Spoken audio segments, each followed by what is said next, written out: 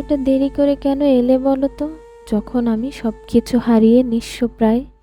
কতগুলো বছর কেটে গেল আমার, কিন্তু কখনো কাউকে দেখে মনে হলো না তাকে খুব করে ভালোবাসবো। কিন্তু তুমি, তুমি কি যেন এক অন্যরকম, যাকে এত চেষ্টা করেও আমি অস্বীকার করতে পারিনি। বরং প্রতিটা হৃদস্পন্দনের সাথে এমনভাবে মিশে গেছো যে তোমাকে না ভেবে থাকা যায় না।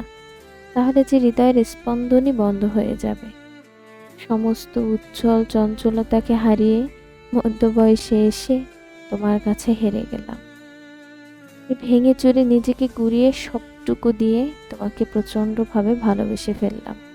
অথচ এই ভালোবাসার এক ফোঁটা ব্যাকুলতাও তোমাকে দেয়া যাবে না।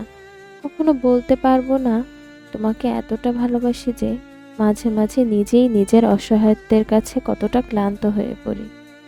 কারণ সেই ভালোবাসার প্রতিটা আর্তনাদ পৃথিবীকে ধ্বংস করার জন্যই সৃষ্টি হয়েছে। তাই ভেবে দেখলাম এর থেকে বরং সবটা নিজের ভিতর দাফন করে নিজেই ধ্বংস হয়ে যায়। কেন বলো তো পরিস্থিতির কাছে মানুষ এতটা অসহায়?